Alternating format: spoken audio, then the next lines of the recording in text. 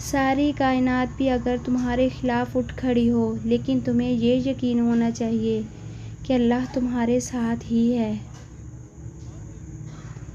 اپنوں کی زندگی میں سکون لانے کے لیے اپنی ہی زندگی کا سکون کھونا پڑتا ہے۔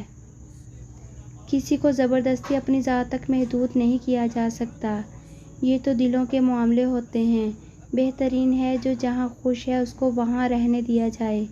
کوئی آپ کی محبت کو نہیں سمجھ پا رہا تو کم از کم اپنی ذات کو دوسروں پہ تھوپنے کی بجائے خاموشی سے ہٹ جائیں، بکھرنے سے پہلے ہی خود کو سمیٹ لیں، شاید نظر انداز ہونے کی اذیت سے بچ جائیں۔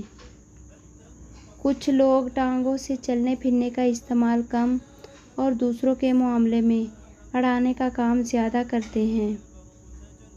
جو انسان کثرت سے درود پاک پڑھے اور ہمیشہ جاری رکھے تو وہ حضور صلی اللہ علیہ وآلہ وسلم کی بارگاہ میں صاحب حضوری ہو جاتا ہے۔ ایسے اولیاء کرام امت میں بہت سے ہوئے جن کو یہ کچہری کثرت درود پاک سے نصیب ہوئی۔ جب تمہیں خوشیاں ملنے لگیں تو 3 چیزیں کبھی مت بھولنا: اللہ کو، اللہ کی مخلوق کو اور اپنی اوقات کو۔ توبہ صرف گلٹ محسوس کرنے یا آئی ایم سوری کہہ دینے کا نام نہیں ہے، یہ راستہ بدلنے کا نام ہے۔ زبان کا بولا دنیا سنتی ہے اور دل کا کہا اللہ سنتا ہے۔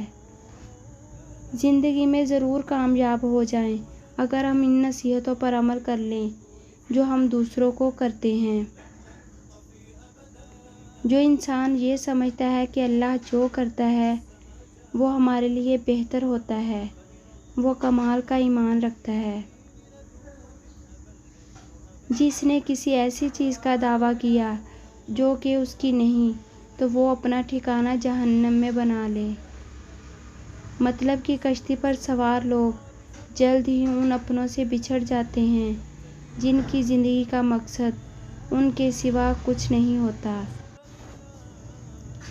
جتنے سجدے جوانی میں کر سکتے ہو کر لو، کیونکہ میں نے بڑھاپے میں لوگوں کو اکثر سجدے کے بغیر نماز پڑھتے دیکھا ہے۔ کسی کے گھر جاؤ تو اندھے بن کے رہو اور باہر نکلو تو گونگے بن کے نکلو۔ خواہش کے سانپ کو ابتدا میں ہی مار دینا چاہیے، اگر دیر کرو گے تو یہ بڑھتے بڑھتے استہ بن کر تمہارے قابو سے باہر ہو جائے گا۔ رشتوں کی رسی کمزور تب ہوتی ہے جب انسان غلط فہمی میں پیدا ہونے والے سوالوں کے جواب خود ہی بنا لیتا ہے۔ زندگی چھوٹی نہیں ہوتی، ہم جینا ہی دیر سے شروع کرتے ہیں۔ جب تک راستے سمجھ میں آتے ہیں تب تک لوٹنے کا وقت ہو جاتا ہے۔ جس کی جیسی حیثیت وہ ویسی کہانی رکھتا ہے، کوئی بندوق تو کوئی پرندوں کے لیے پانی رکھتا ہے۔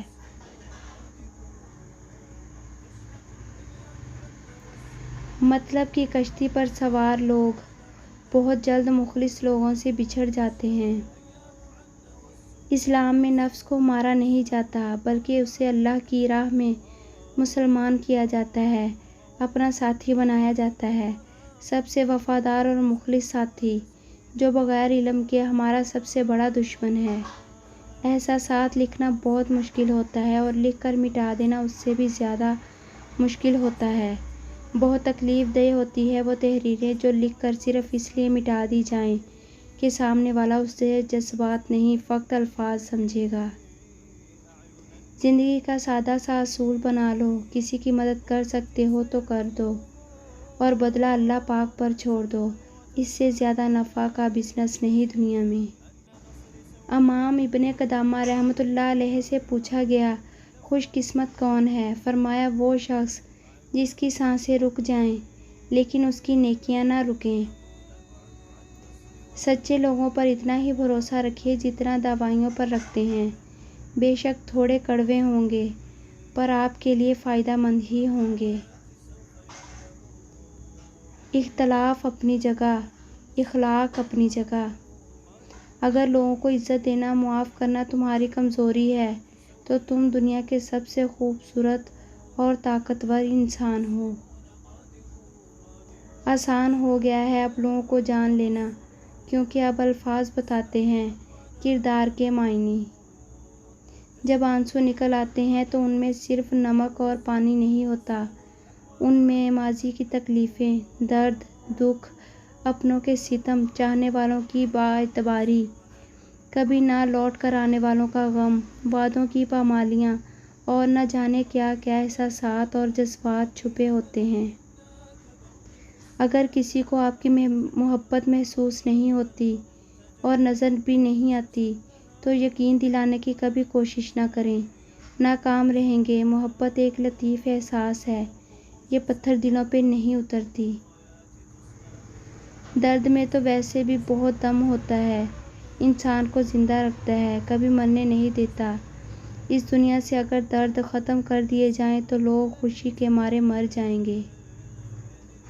پرانے دوستوں کی ایک خوبصورت ادا یہ ہوتی ہے، کم بخت بوڑھے ہو جاتے ہیں، بڑے نہیں ہوتے۔